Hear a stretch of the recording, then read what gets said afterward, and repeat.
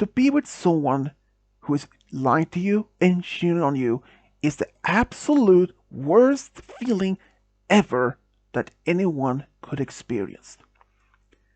It all happened to me when I was in my senior year of high school. My name is Eric, by the way.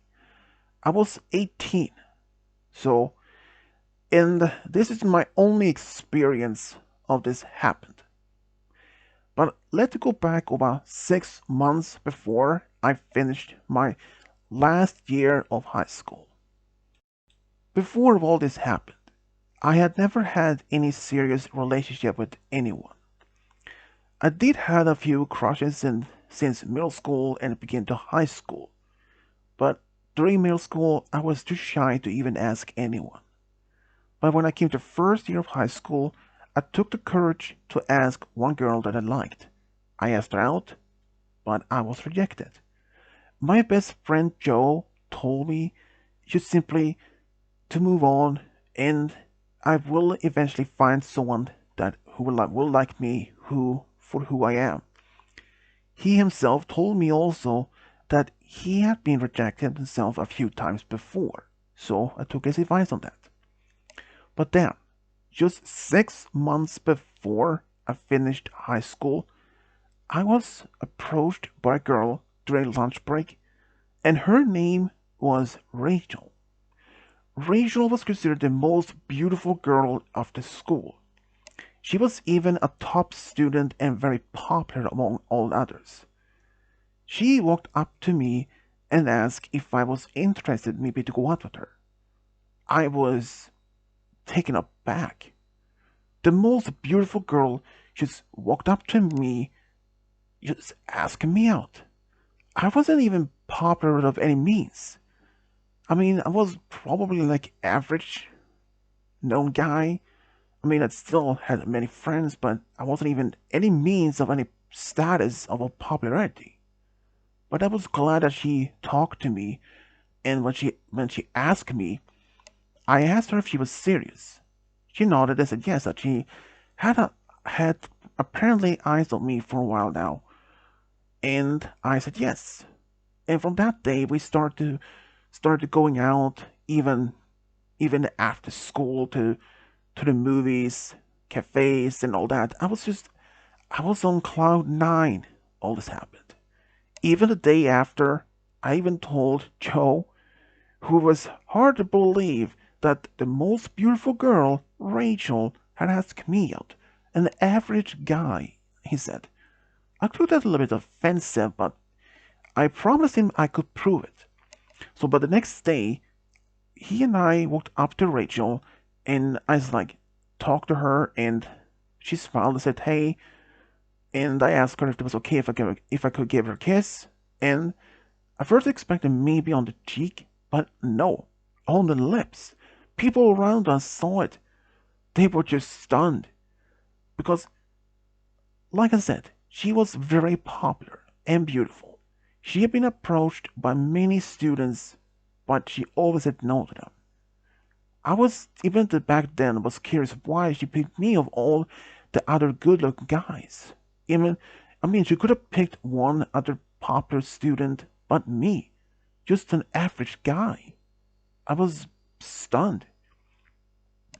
So, for next several months, I mean, we were dating for about 6 months or so.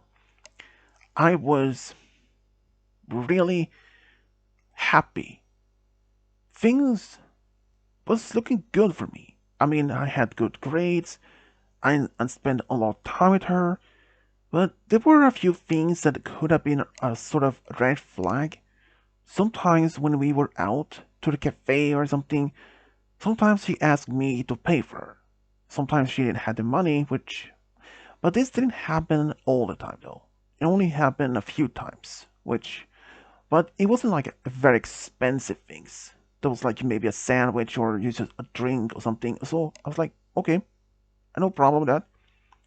But sometimes when I was just calling her, she said that she couldn't talk for long, that she had some other things to do, and that she was out with her friends. And okay, I was like, makes sense because sometimes when she called me and asked if I wanted to hang out with her, we were going on a date, but I said I wasn't home, I was free with my friends, and that happens. But one day, just when it was just me and Joe, he told me that he asked me if I was really happy to be with Rachel and if she really likes me for I am. I was like, yeah, I mean, she really clearly loves me. But then what he told me was the most shocking. He told me that he heard a rumor about Rachel. I asked him what kind of rumor. Well, he told me this is some this was some years ago. So I don't maybe not remember all vividly all the words I said, but this was close what he said. He told me something like that he heard from another student who saw Rachel talking to another guy. I mean, I was like, I mean, if she talks, I mean, she's popular, and if she talked to the students, I don't see anything wrong with that. But what the most shocking is that guy, she was kissing him, hugging him, holding hands. I asked for who this guy were, and there was one guy that I pretty much know well enough, and the guy named this, and this guy's name was Simon. He wasn't really a friend of mine. He was more like a close acquaintance, kinda. I mean, we did hang out a few times before, but I wouldn't say close friend or even like that. I mean, we didn't have much anything in common. Sometimes when I was with Joe and a few other friends, someone had invited Simon to come out with us, so I don't mind. But anyways, I was stunned. I asked Joe to verify this, and he said that he hadn't even seen it himself. But the student who told him has seen this happen not once, not twice, but at least multiple times in different locations, like the school library, behind the school, by his locker, by her locker. I was getting more and more frustrated and more and confused. Why was she doing this? Isn't she happy with me? I thought. And I was like, I'm going to ask her about this. But Joe told me not to. I was like, why not? And he just simply told me she will just simply deny that any of this had happened. And since there was no other students around, there were no other witnesses that could confirm if what I've been told, and she would just simply tell me that was just rumors, and if she would take that very hurtily, she would dump me. Well, there was not much else I could do. But I just hope that this were just like that, rumors, and that the student who's been seeing this a few times were mistaken from that it wasn't Rachel, but it was some student else, someone else.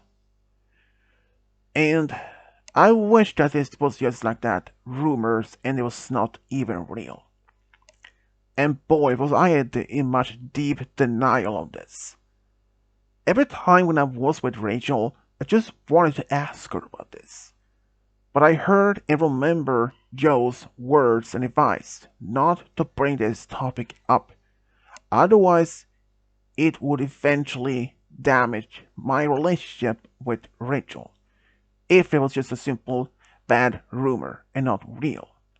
Because without any other witnesses or any form of evidence, there is no thing to say that this. It will be only my word against hers. And so I just ignored that. But one day, just only about a couple of weeks before we were to have our, when we were to start to finish our senior year, it all came to me. It all was true. It turned out the rumor about Rachel and Simon all along was completely true. How did I know that? Well, I was just going to see her by her locker, but when I was in the hallway just around the corner, I actually heard her talking to someone, and it was a guy. And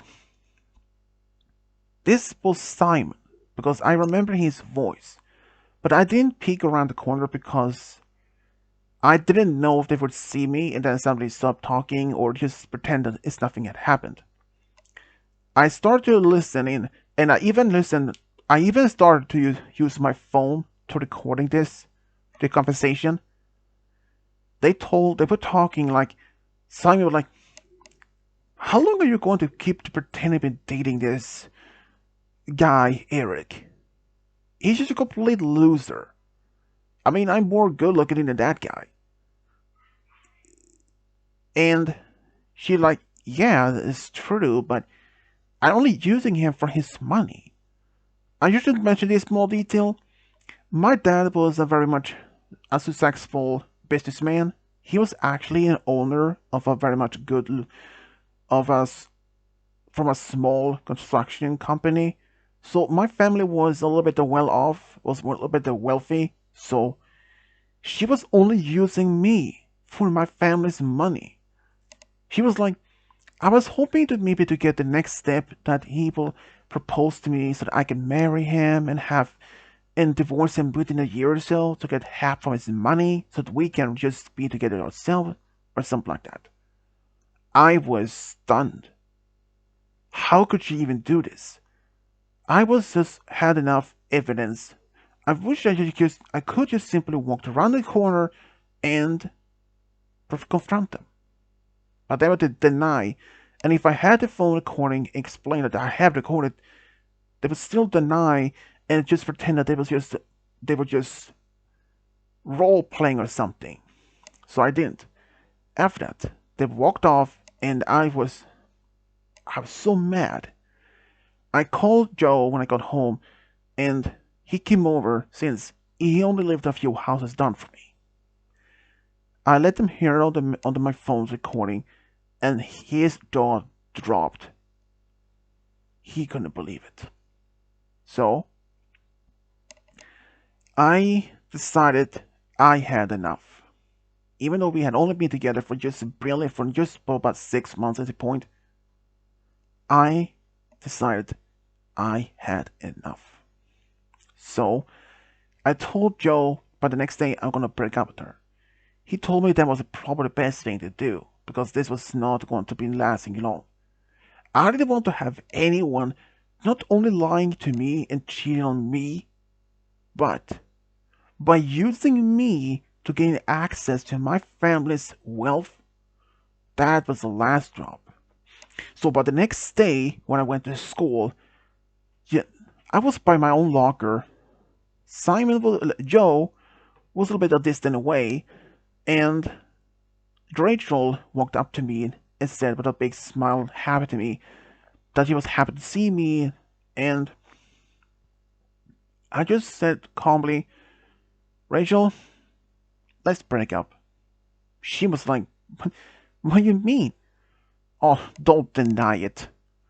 I know you have been cheating on me with Simon. And Simon wasn't even that far off from me and he was stunned that I actually knew about it. But I don't deny it. I knew. I know. Some people actually seen you two have been doing. I've been told. I have a recording of you what you're planning to do. Is this some sort of plan of you or some sort of a trick? You don't even love me at all. I screamed. And over this says, I even don't even want to see you ever again in my life. You know, I actually had thoughts of maybe you could be the one. I mean, perhaps I could have been considered to propose to you even sometimes after we finished high school. She started to begin crying and said asked for forgiveness that she will break off with Simon and never talk to him again, so we can try to rebuild our relationship. I was like, there's nothing to rebuild. We're done. It's not gonna happen. So I just closed my locker and just walked off. And I stopped by Simon and said, "You can have her. You can date her as much as you wanted. I'm not going to date her anymore." And just walked off. He was stunned. Right after we both all finished high school, but just a small detail, even after this, she tried multiple times to approach me to ask me if we were considered to be dating her again. But I told her, there's no way I'm going to date a cheater like you. If she cheated on me once, there's no way to say that she wouldn't even do it twice or even 3 times. So I just ignored her. After I finished high school, I didn't go to any college at all. Well, didn't any long distance college, but I went to a community college. Studied for business so I could take over my dad's company. And during this time, I actually fell in love with another girl named Kimberly. Kimberly was another also a student from my same high school. I knew her. And it was actually Joe who introduced me to her, and turned out she was in love with me even since high school. But when she found out I was dating Rachel, well, she didn't ever approached.